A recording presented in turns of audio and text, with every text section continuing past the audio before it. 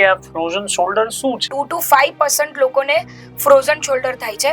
એમાં બી 40 to 60 એજીસમાં વધારે થાય છે અને સ્પેશિયલી વુમેનમાં. આસપાસ જોઈ રહ્યા છે ભાઈ રોબોટિકની રિપ્લેસમેન્ટ છે.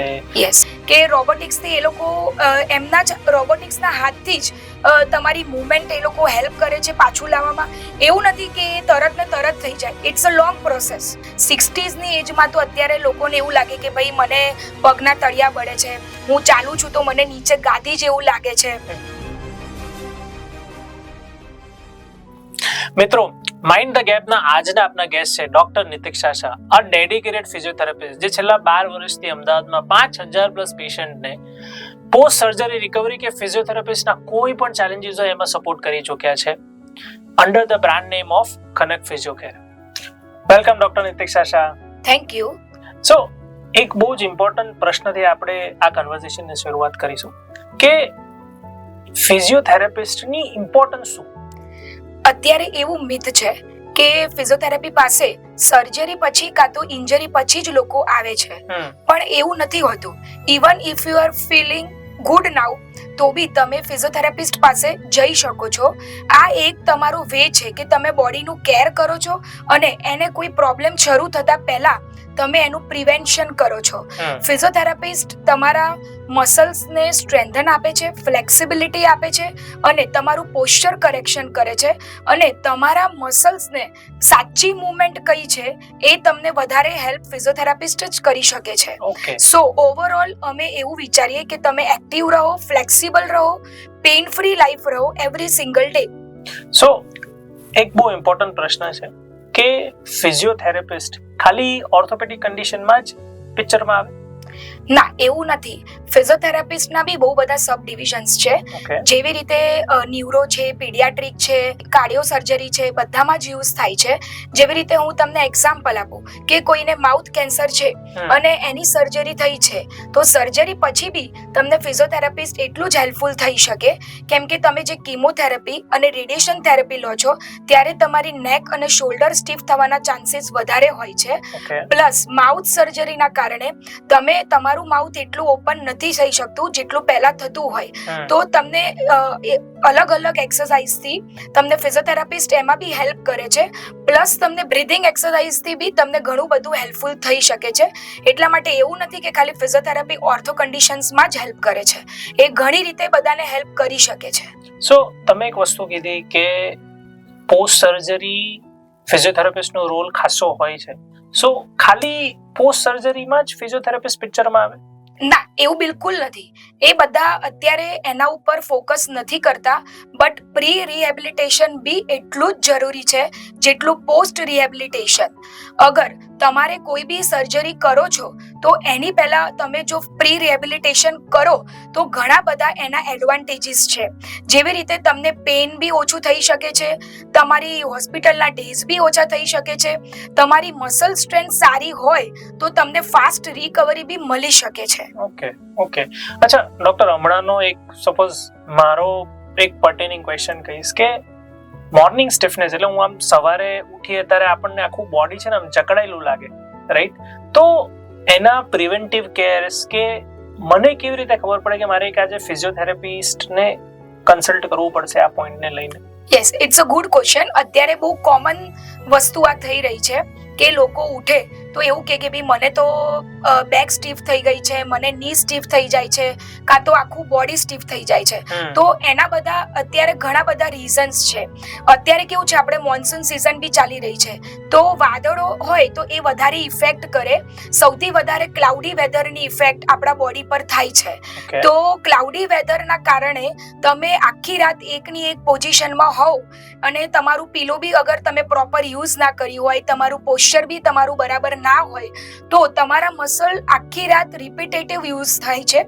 એટલા માટે તમારે આ સવારે ઉઠો ત્યારે બધા મસલ્સ જકડાઈ જાય છે. એના માટે તમારે ઇવન હાઇડ્રેટેડ બી રહેવું જરૂરી છે. તમારે પાણી બી પીવું વધારે જરૂરી છે, જેના કારણે તમારા મસલ્સને ફ્લુઇડ મળે, લુબ્રિકન્ટ મળે, તો જેનાથી તમારા બોડી અને સ્ટીફનેસ એ ઓછી થઈ જાય છે. હવે ફિઝિયોથેરાપિસ્ટ આમાં એવું કામ કરે છે કે તમારા મસલ વીક હોય એને તમારે સ્ટ્રેન્થન કરાવે, તમારું પોસ્ચર કરેક્શન કરે કે તમે કેવી રીતે બેસો છો, તમે કેવી રીતે સૂઈ જાઓ છો.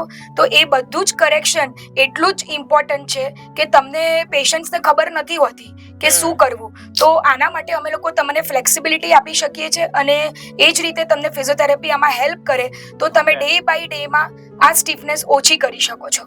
તમે સ્ટીફનેસ કીધું ને, તો મારી મમ્મીને આ એક બહુ જ કોમન ઓર રિકરિંગ શું કહેવાય એક એની એ હોય છે કે મને ફ્રોઝન શોલ્ડર છે. ઘણા બધા આપણા જે મિત્રો છે એમને આ ક્વેશ્ચન હશે કે આ ફ્રોઝન શોલ્ડર શું છે અને શું નોર્મલ લક્ષણો છે જેનાથી ખબર પડે કે મને ફ્રોઝન શોલ્ડર છે. ઓકે, અત્યારે ઇન્ડિયામાં છે ને 2 to 5% લોકોને ફ્રોઝન શોલ્ડર થાય છે. એમાં બી 40 to 60 એજીસમાં વધારે થાય છે અને ઈ સ્પેશિયલી વુમેનમાં.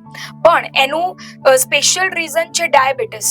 હવે ડાયાબિટીસમાં ફ્રોઝન શોલ્ડર કેવી રીતે વર્ક કરે છે, તો જ્યારે તમને હાઈ બ્લડ શુગર હોય એના કારણે તમારું બ્લડ ફ્લો ઓછું થઈ જાય છે અને એના કારણે તમને ટિશ્યુઝમાં ઓક્સિજન નથી મળતું કે જેના કારણે તમારી શોલ્ડરની કેપ્સ્યુલ છે એ એકદમ સ્ટીફ થઈ જાય છે અને તમને તમારી મૂવમેન્ટ ધીરે ધીરે ડિક્રીઝ થવા માટે છે.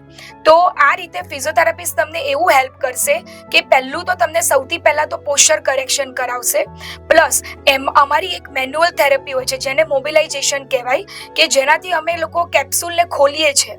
તો એ મોબિલાઇઝેશનથી અને અમુક બીજી મેન્યુઅલ થેરપી છે, આમાં મોડલિટીઝ ખાલી એટલું યુઝ કરશે કે તમને પેઇન ઓછું કરશે, બટ કેપ્સ્યુલને ખોલવા માટે તો સ્પેશિયલી મેન્યુઅલ થેરપીની જ જરૂર પડે છે કે જેવી રીતે અમે મોબિલાઇઝેશન ટેકનિકથી એ કેપ્સ્યુલને ઓપન કરીએ છીએ અને પછી જ તમારી ધીરે ધીરે મુવમેન્ટને લાવીને મસલ સ્ટ્રેન્થનિંગ કરીને તમને બેક ટુ નોર્મલ લાઈફ લાવીએ છીએ કે તમે ઇન્ડિપેન્ડન્ટ રીતે તમારા શોલ્ડરને યુઝ કરી શકો.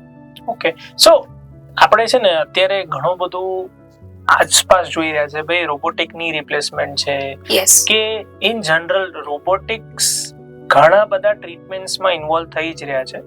સો ફિઝિયોથેરાપીમાં બી રોબોટિક્સનું ઇન્વોલ્વમેન્ટ છે? યસ, અત્યારે જેવી રીતે સર્જરીઝમાં રોબોટિક્સ યુઝ થાય છે એવી જ રીતે તમારે ફિઝિયોથેરાપીમાં બી રોબોટિક્સ યુઝ થાય છે. જેવી રીતે તમારી કન્ડિશન છે કે કોઈને સ્ટ્રોક આવ્યો, એને પેરાલિસિસ થઈ ગયો, તો એની મૂવમેન્ટ્સ નથી, તો રોબોટિક્સ એક ફિઝિયોથેરાપીનું કામ કરે છે કે રોબોટિક્સથી એ લોકો એમના જ રોબોટિક્સના હાથથી જ તમારી મૂવમેન્ટ એ લોકો હેલ્પ કરે છે પાછું લાવવામાં.